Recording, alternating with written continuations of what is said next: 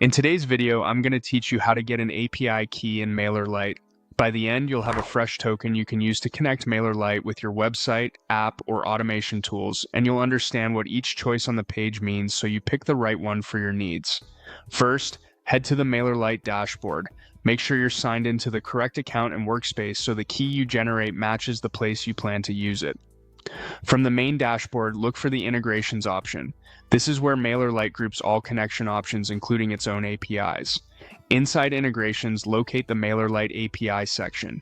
Here you'll notice there are two paths. There's the standard API, which is great for managing subscribers, lists, and campaigns, and there's the e-commerce API designed for store-related data like orders and purchase events.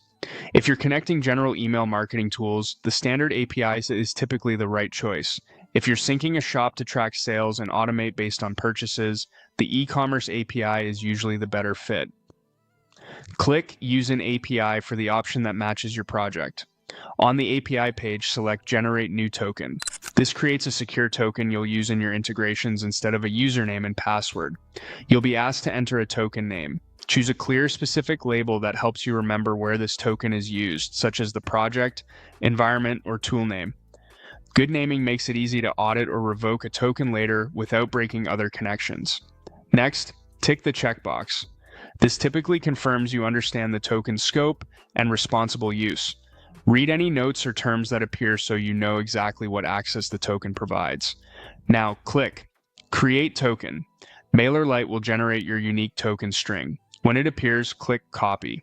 Treat this token like a password. Do not share it publicly, paste it into screenshots, or commit it to code repositories. Store it somewhere secure, such as a trusted password manager or a protected configuration system.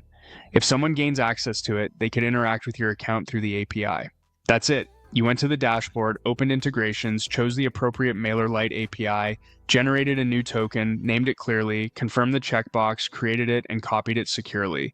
You're now ready to plug that token into your integration settings and start building. If you ever suspect the token is exposed, return to the same place to revoke it and create a new one.